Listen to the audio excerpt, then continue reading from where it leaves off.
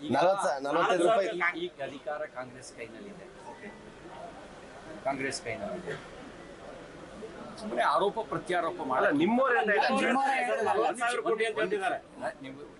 ಈಗ ಆರೋಪ ಪ್ರತ್ಯಾರೋಪಕ್ಕಿಂತ ಅಧಿಕಾರ ಅವ್ರ ಕೈನಲ್ಲಿದೆ. ತನಿಖೆ ಕೊಟ್ಟಿದ್ದಾರೆ. ನಾಗಮೋಹನ್ ದಾಸ್ ನೇತೃತ್ವದ ಸಮಿತಿ ತನಿಖೆ ಮಾಡ್ತಾ ಇದ್ದಾರೆ.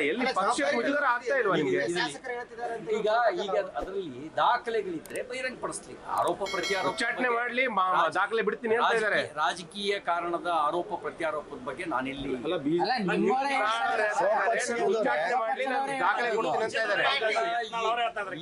ಈಗ ಎಲ್ಲರೂ ನಮ್ಮವರೇ, ನೀವು ನಮ್ಮವರೇ. ಬಿಜೆಪಿ ಮನೆಯೊಂದು 3 ಬಾಗಿಲು ಸಿದ್ದರಾಮಯ್ಯ ಉದ್ಘಾಟನೆಗೆ ಸಿದ್ದರಾಮಯ್ಯ ಅವರಿಗೆ ಈಗ ಮುಖ್ಯಮಂತ್ರಿ ಸಿದ್ದರಾಮಯ್ಯ ಬರಬೇಕು, ಎಲ್ರೂ ಬರಬೇಕು. ನಾವು ನೀವೆಲ್ಲರೂ ಹೋಗೋಣ. 4 ದಿನ ಬಿಟ್ಟಾದ್ರೂ ಹೋಗಂತ ತಗೊಳ್ಳಿ.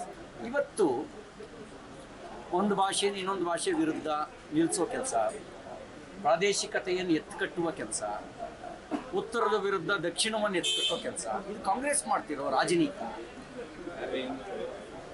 ಇದು ದೇಶವನ್ನು ಒಡೆಯುವ ಕೆಲಸ. ದೇಶಕ್ಕೆ ಮಾಡಿದ ಅನ್ಯಾಯ ಇದೆ. ಎಷ್ಟು ಸಾಧ್ಯ ಆಗುತ್ತೆ ಅಷ್ಟು ಹೊಡೆಯೋ ಪ್ರಯತ್ನ ಮಾಡಿದ್ರು. ಬ್ರಿಟಿಷರು ಕೇವಲ ಹಿಂದೂ ಮುಸ್ಲಿಂ ಇಷ್ಟೇ ಹೊಡೆದ್ರು.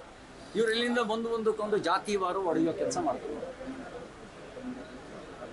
ಪ್ರಾದೇಶಿಕವಾಗಿ ಎತ್ಕೊಟ್ಟೋ ಕೆಲಸ ಮಾಡಿದ್ರು. ಹಂಗಾಗಿ ಕಾಂಗ್ರೆಸ್ ಅಧಿಕಾರದಲ್ಲಿ ಇದ್ದಾಗ ದೇಶಕ್ಕೆ ಅನ್ಯಾಯನೇ ಮಾಡಿದೆ. ಈಗ ಅವ್ರು ಮಾಡ್ಕೋಬೇಕಾದ್ರೆ ಪ್ರಾಯಶ್ಚಿತ್ತವನ್ನು. One of the senior most leader ಅವರು ರಾಮ ಮಂದಿರದ ವಿರುದ್ಧವಾಗಿ ಸುಪ್ರೀಂ ಕೋರ್ಟ್ನಲ್ಲಿ ರಾಮ ಮಂದಿರದ ಕೇಸಿನ ವಿರುದ್ಧವಾಗಿ ವಕಾಲತ್ತು ಮಾಡಿದ್ರು. ಕಾಂಗ್ರೆಸ್ ಪಾರ್ಟಿ ಅಧಿಕಾರದಲ್ಲಿ ಇದ್ದಾಗ ರಾಮ ಪೌರಾಣಿಕ ವ್ಯಕ್ತಿ, ಒಂದು ಕಾಲ್ಪನಿಕ ವ್ಯಕ್ತಿ ಅಂತ ಅಫಿಡವಿಟ್ ಕೊಟ್ಟಿದ್ರು. ರಾಮ್ ಸೇತು ಕೇಸು ಸಂಬಂಧಪಟ್ಟಂತೆ. ಅಂದರೆ ಮರ್ಯಾದ ಪುರುಷ ರಾಮ, ನಾವೆಲ್ಲರೂ ಆರಾಧಿಸ್ತಕ್ಕಂಥ ರಾಮ, ಆ ಮರ್ಯಾದಾ ಪುರುಷೋತ್ತಮನನ್ನ ಕಾಲ್ಪನಿಕ ವ್ಯಕ್ತಿ ಅಂತ ಅಫಿಡವಿಟ್ ಕೊಟ್ಟವರು. ಸ್ವಾಭಾವಿಕವಾಗಿ ಹಿಂಜರಿಕೆ ಇರುತ್ತೆ. ನಾವು ಮಂದಿರ ವಹಿ ಬನಾಯಂಗೆ ಅಂತ ಅಂದಾಗ ನಮಗೆ ಲೇವಡಿ ಮಾಡಿದವರು ಮತ್ತು ಕೆಲವರೆಲ್ಲ ಪುಕ್ಷಟೆ ಸಲಹೆ ಕೊಟ್ಟರಿದ್ರು. ಅಲ್ಲೇ ಯಾಕೆ ಕಟ್ಟಬೇಕು ಮಂದಿರ, ಅಲ್ಲಿ ಟಾಯ್ಲೆಟ್ ಕಟ್ಟಲಿ, ಅಲ್ಲಿ ಸ್ಕೂಲ್ ಕಟ್ಟಲಿ, ಅಲ್ಲಿ ಲೈಬ್ರರಿ ಕಟ್ಟಲಿ ಅಂತ ಪುಕ್ಷಟೆ ಸಲಹೆ ಕೊಟ್ಟಿದ್ರು. ಇವತ್ತು ಭವ್ಯ ರಾಮ ಮಂದಿರ ಅಂದರೆ ಅದು ಸಾಂಸ್ಕೃತಿಕ ಪುನರುತ್ಥಾನದ ಕೇಂದ್ರ.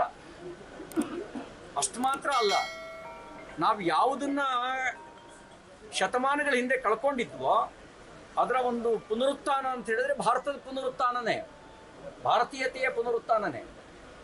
ಪುನರುತ್ಥಾನದ ಕಾರ್ಯಕ್ಕೆ ಆಮಂತ್ರಣ ಬಂದಿದೆ. ಅದು ಹೋಗ್ಲೋ ಬಿಡ್ಲೋ ಅಳಕು. ಯಾಕೆಂದರೆ ತನಗೆ ಅಧಿಕಾರ ಇದ್ದಾಗ ತಮ್ಗೆ ಅವಕಾಶ ಕೊಟ್ಟಾಗ ನಾವು ಈ ಕೆಲಸ ಮಾಡ್ಬೋದಿತ್ತು, ಮಾಡಿಲ್ಲ. ಇವತ್ತು ಹೆಂಗೆ ಹೋಗೋದು ಅಂತ ಕರೆಯೋದಂತೂ ಕರೆದಿದ್ದೀವಿ. ರಾಮ ಎಲ್ರಿಗೂ ಸೇರಿದವನು. ರಾಮ BJP ಅವರಿಗೆ ಮಾತ್ರ ಸೇರಿದವನಲ್ಲ, ರಾಮ ಎಲ್ರಿಗೂ ಸೇರಿದವನು. ರಾಮನನ್ನು ಯಾರು ಫಾಲೋ ಮಾಡ್ತಾರೆ ಅವ್ರು ಜಗತ್ತಿನಲ್ಲಿ ಒಳ್ಳೆ ಜನ ಆಗಿದ್ದಾರೆ, ಯಾರು ಭಯೋತ್ಪಾದಕರಾಗಿಲ್ಲ. ಅವರು ಬಹಳ ಒಳ್ಳೆ ಜನ ಆಗಿದ್ದಾರೆ. ಹಾಗಾಗಿ ಆ ಒಳ್ಳೆತನದ ಹಿಂದೆ ಬರಬೇಕೋ ಬಿಡಬೇಕು ಅಂತ ಅವ್ರಿಗೆ ಬಿಟ್ಟಿದ್ದಾರೆ. DK ಶಿವಕುಮಾರ್, ನಾನು ಸ್ವಯಂ ಸೇವಕ ಆಗಿದ್ದೆ, ನನಗೂ ಪ್ರಾರ್ಥನೆ ಬರುತ್ತೆ ಅಂತ ಹೇಳ್ತಿದ್ರು. RSS ಅಂತಂದರೆ ಅದು ಭಾರತೀಯತೆಯನ್ನು ಆರಾಧಿಸ್ತಕ್ಕಂಥ ಒಂದು ಸಂಘಟನೆ. ಭಾರತಕ್ಕೂ ನಿನಗೂ ಏನು ಸಂಬಂಧ ಅಂತ ಯಾರು ಕೇಳಿದ್ರೆ ಏನು ಪ್ರಶ್ನೆ ಹೇಳ್ತಾರೆ? ಆಕೆ ನಮ್ಮ ತಾಯಿ, ನಾವು ಅವ್ರ ಮಕ್ಕಳು. RSS ದೇಶಕ್ಕೂ ಏನು ಸಂಬಂಧ ಅಂದರೆ ಆಕೆ ನಮ್ಮ ತಾಯಿ, ಭಾರತ ಮಾತೆ, ನಾವು ಅವ್ರ ಮಕ್ಕಳು. ಅದೇ ಸಂಬಂಧ ಇದೆ. ಬೆಂಗಳೂರಲ್ಲಿ ಪ್ರೋ ಕನ್ನಡ ಪ್ರೊಟೆಸ್ಟ್ ಬಗ್ಗೆ ಈ ಕನ್ನಡ ಬೋರ್ಡ್ ಕಡ್ಡಾಯ ನೋಡಿ, ಕರ್ನಾಟಕದಲ್ಲಿ ಕನ್ನಡವೇ ಸಾರ್ವಭೌಮ ಭಾಷೆ, ಆಡಳಿತ ಭಾಷೆ. ಕರ್ನಾಟಕದಲ್ಲಿ ಕನ್ನಡಕ್ಕೆ ಆದ್ಯತೆ ಇರಬೇಕು.